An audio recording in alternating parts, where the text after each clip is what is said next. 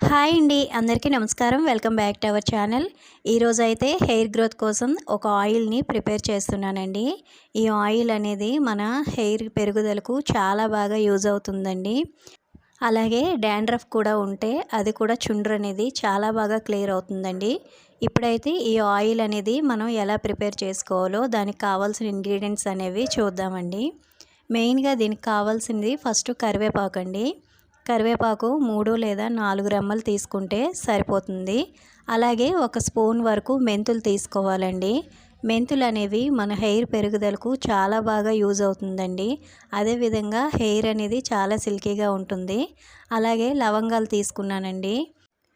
కరివేపాకు లవంగాలు హెయిర్ గ్రోత్కి చాలా బాగా యూజ్ అవుతాయండి. అదేవిధంగా మన హెయిర్ కూడా చాలా బ్లాక్గా ఉంటుంది. కరివేపాకు వేస్తున్నాం కాబట్టి మన హెయిర్ అనేది చాలా నల్లగా ఉంటుందండి. ఇప్పుడు ఈ ఆయిల్ అనేది ఎలా ప్రిపేర్ చేసుకోవాలో చూద్దాము. ఒక మిక్సీ జార్ తీసుకొని మనం తీసుకున్న ఈ 3 ఇంగ్రీడియంట్స్ కూడా అందులో వేసుకొని కచ్చాపచ్చాగా మనం మిక్సీ పట్టుకోవాలండి. కొంచెం బరగ్గా మిక్సీ పట్టుకోవాలి. ఈ 3 ఇంగ్రీడియంట్స్లో ఏది మిస్ అయినా సరే మనకి ఆ రిజల్ట్ అనేది తెలియదండి.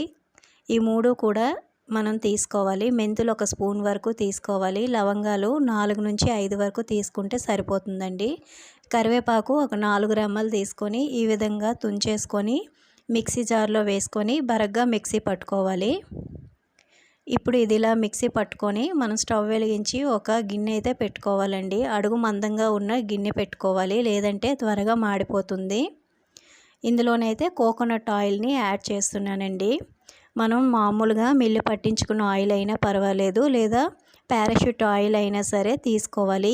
ఇక్కడైతే నేను ఒక 100 ml ఆయిల్ తీసుకుంటున్నానండి. ఒక చిన్న టీ గ్లాస్ తోటి మెజర్మెంట్ తీసుకుంటే సరిపోతుంది. మనం తీసుకున్న ఇంగ్రీడియంట్కి ఒక చిన్న టీ గ్లాస్తోని ఆయిల్ అయితే సరిపోతుందండి. ఈ ఆయిల్ కొంచెం హీట్ అయ్యేలోపు ఇంతలోపల మనం ముందుగా మిక్సీ పట్టుకున్నాం కదా, దీన్ని రెడీ చేసుకోవాలండి. ఇలా ఈ విధంగా బరగ్గా మిక్సీ పట్టుకొని పక్కన పెట్టుకోవాలి.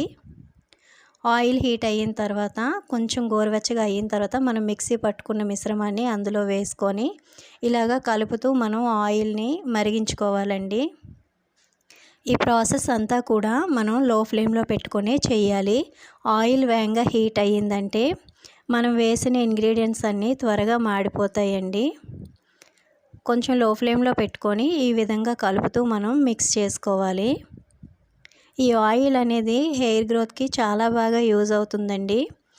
ఒక 1 వీక్ 2 వీక్స్ యూజ్ చేసి ఆపేస్తే దాని రిజల్ట్ తెలియదండి. మినిమం ఒక 2 మంత్స్ లేదా 3 మంత్స్ అయినా వాడాలి. ఈ ఆయిల్ అనే కాదండి, ఏదైనా సరే హెయిర్కి సంబంధించి మనం ఒక 3 మంత్స్ యూజ్ చేస్తే కానీ దాని రిజల్ట్ అంత ఫాస్ట్గా తెలియదండి. ఈ ఆయిల్ అయితే కొంచెం మరిగిందండి. ఇంకొక 2 మినిట్స్ ఈ విధంగా మరిగిన తర్వాత చూడండి, మనం వేసిన ఇంగ్రీడియంట్స్ అన్నీ కూడా ఇలాగా బ్రౌన్ కలర్లోకి వచ్చేయాలి. కొంచెం కలర్ చేంజ్ అవ్వాలి.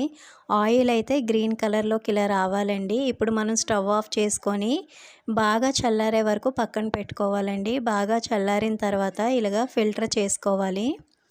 ఈ ఫిల్టర్ చేసుకొని ఆయిల్ని మనం యూస్ చేసుకోవాలండి. దీన్ని ఎలా యూస్ చేయాలంటే వీక్లీ 2 టైమ్స్ అండి. మనం తలస్నానం చేసుకునే ముందు రోజు మనం హెయిర్ అంతా కూడా పట్టించేసి నెక్స్ట్ డే తలస్నానం చేసుకోవాలండి. మీకు అంత టైం లేదు అంటే అట్లీస్ట్ మనం హెడ్ బాత్ చేసే 1 అవర్ ముందైనా సరే ఈ ఆయిల్ అప్లై చేసుకొని ఒక 1 అవర్ అయినా సరే ఉంచాలండి. ఇలా కనుక మనం రెగ్యులర్గా యూస్ చేసామంటే కంపల్సరిగా మనకి బెస్ట్ రిజల్ట్ అనేది వస్తుందండి.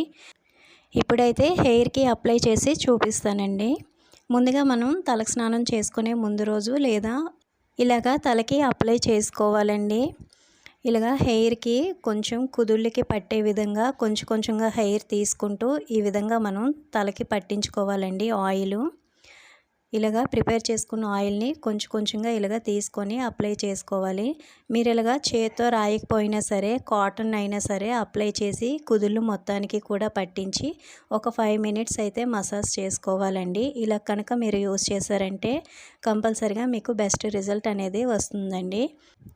ఈ హెయిర్ ఆయిల్ టిప్ మీకు బాగా నచ్చినట్లయితే ప్లీజ్ అండి ఒక చిన్న లైక్ చేసి సబ్స్క్రైబ్ చేసుకోండి. అలాగే మీ ఫ్రెండ్స్ అండ్ ఫ్యామిలీకి షేర్ చేయండి. థ్యాంక్ యూ ఫర్ వాచింగ్ అండి.